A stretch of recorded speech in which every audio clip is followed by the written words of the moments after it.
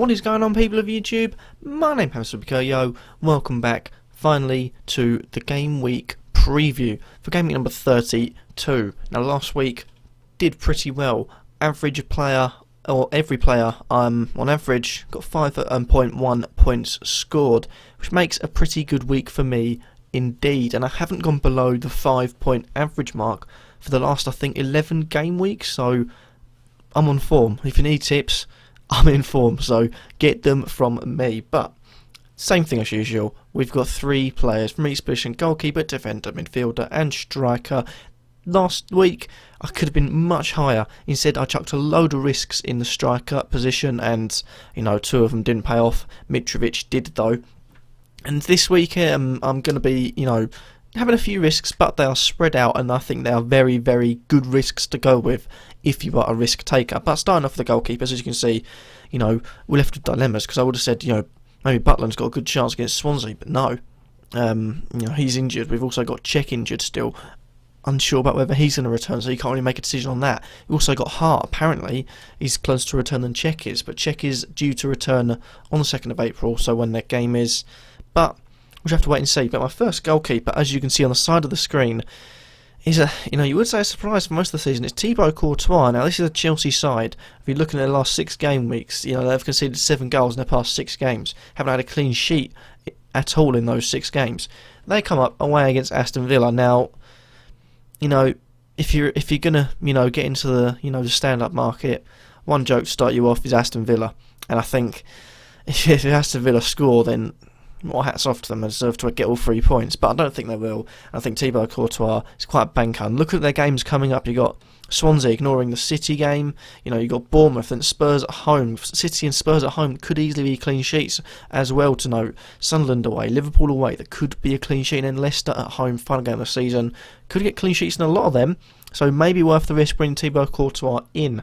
Moving on from that, we have a goalkeeper from West Ham. I think I'll just do it like this.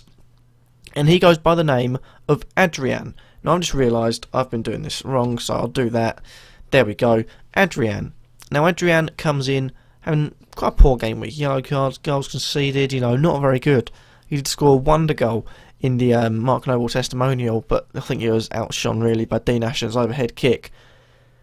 Something that takes your breath away. But he comes in because he got a home game against Crystal Palace that have been very poor recently, and I think if they don't buck their ideas up, they could be, heading down. Not to, sort of favourite other teams, but I do hope so. From a Sheffield Wednesday fan, the reason we got relegated down to the League One the most recent time, there should have been a red card for a Palace player, kicked the goalkeeper in the face, so bad blood there. Couldn't really care if Palace got down. Alan Pardew as well, don't really mind. He's bit of a nonce, but Adrian should get a good game week here, and should he get quite an easy clean sheet as well. Moving on from that, we've got one last keeper, and this one is a bit of a risk. This is the first risk, and you're thinking, he's top of the table, how's it a risk? But in comes Kasper Schmeichel. And the reason I think that is a risk is because I'm looking at it, Southampton at home. Immediately, alarm bells are ringing, because Pella has been banging form recently, and you're thinking that could be a bit of trouble. And you've got Mane, who's got absolute pace. You've got Tadic, who's great on the ball. And you've got various other players to comprehend as well. I think it's a difficult team to face. And if they're going to concede, it'll be this game. But, it's Leicester. I've been saying for the past few weeks they're going to concede. I think I said, Newcastle, I definitely said in the Palace one, I think they could be in a bit of trouble. But they dodged a bullet there, and Palace just showed how poor they're playing, as they barely got into that, apart from when Leicester really dropped back a bit. But I feel like clean sheet could be on the cards. 12 clean sheets this season, could be on course for a 13th, and I'll definitely be putting him in my team if I didn't have plans to bring Cech in for Bunn, because then I've got both keepers, so if one doesn't play, the other one can come in. Then we have the defenders. Now defenders, there is one risk in here. I think probably 2 risks actually. The banker in this one is probably going to be Hector Bellerin. He's coming in and he is storming away with points this season. He's proving to be a great find from Arsene Wenger.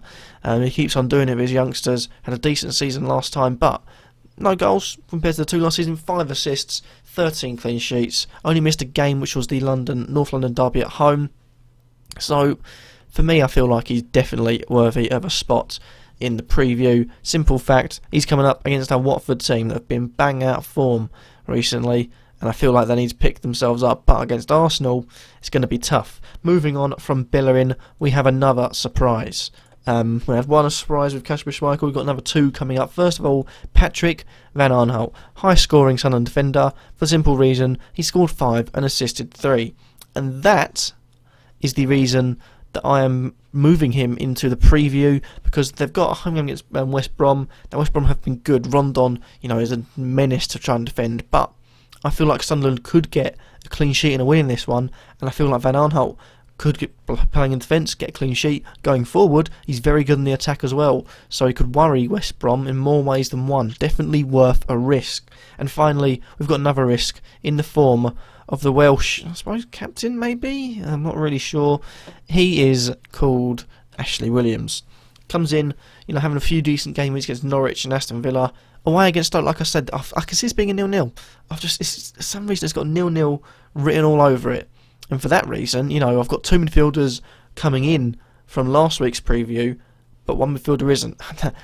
I'll give you a clue. It's Gylfi Sigurdsson who's not coming in, because I seriously do think that's going to be a 0-0 for some reason. But moving on to the midfielders. First of all, starting for the main man, England's, new young talent, Dele Alli, had a decent few game weeks and a great game against Germany, barring the few misses he had.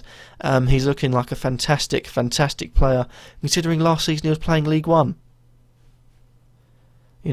League One, you got last season, you got a few years ago, Vardy, Drinkwater and Kane all on the same bench. You saw that picture, I'm assuming, on social media for Leicester in the Championship. How time flies. Dele Alli was probably about 12 then, I suppose, I'm not really sure.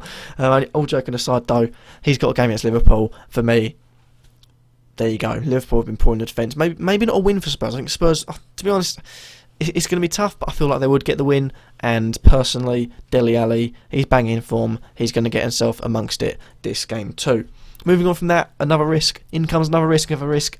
Every single position. And that risk is not a Norwich player, my goodness no, is actually in the form of Gini Wijnaldum. Now you could say, is that a risk? He's the best player by far. But he goes missing from time to time. He went missing for a lot of the Sunderland game, came out with a vital assist. I think that's where it matters. He can go missing, but he appears at the good times and great times, I suppose, for Newcastle fans, and get the great goals in. Away against Norwich, you're looking at someone who's going to, spark them into life. I think Gini Wijnaldum, who can do a job anywhere on the pitch, attackingly, that's not even a word, offensively, he's definitely a banker for me and worth a risk. Lastly, I said two players are returning. Dele Alli is one of them, and we've got Payet. Dimitri Payet comes back into the team again. Another storming few game weeks. All three of these players had a good game week, at least grabbing an assist or goal or bonus points of some sort in the last game week. And Payet comes in home against Palace. Need I say more? Moving on to the attackers. As usual, let's steam through them. First of all, I don't go for the obvious ones, but Harry Kane, like I say, there's a reason, because, you got Aston Villa playing against Chelsea, Diego Costa, Loic Remy, any Chelsea attacker, that's obvious. Bournemouth playing against City, Sergio Aguero, that again is obvious. But I'm looking at, Liverpool versus Spurs, and maybe people are thinking, oof, might be tough, Harry Kane. But Harry Kane, as I will show you now, I didn't even mean that, but anyway, on defenders, Harry Kane, banging form. He is well in form. He scored against Germany as well. Fantastic Cruyff turn. Rest in peace to a true legend. And then banged in. Took two defenders out of the way with that Cruyff. Fantastic player. Bang in form. And like I said, I'd try and steam through, but I've waffled on. He's going to get a goal at least. Moving on to another Sunderland. I'm losing all my credibility here. But Jermaine Defoe, he's a goal scorer. And if players drop out of form and Defoe continues to score, I'm thinking he could maybe. He's very, very slight maybe, forces his way into the England team, but he comes in, again, another striker, banging form, scoring goals. Home against West Brom, if you're looking for someone to make the difference, be in the right place at the right time, Jermaine Defoe is your man. And lastly, off to the other side, Alexander Mitrovic. Simple reason, right place, right time, in the Sunderland game, rise above it all, looking at Norwich, maybe something from the air will have to do the trick again, and Mitrovic is your man if that is the case. Thank you guys for watching. Like this video, then leave a like.